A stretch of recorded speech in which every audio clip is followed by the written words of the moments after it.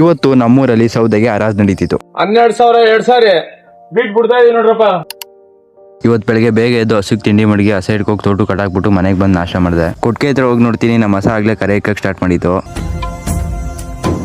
ತಾಯಿ ತಾಯಿ ಲಾಲಿ ಹಾಡೋ ಭೂಮಿ ತಾಯಿಗೆ, ತಾಯಿ ತಾಯಿ ಲಾಲಿ ಹಾಡೋ ಹೆತ್ತ ತಾಯಿಗೆ. ಹೊರುವಳು ಭೂಮಿ ಭಾರ, ಕೆರುವಳು ತಾಯಿ ನೋವ, ತ್ಯಾಗಮಯಿ ತಾಯಿ.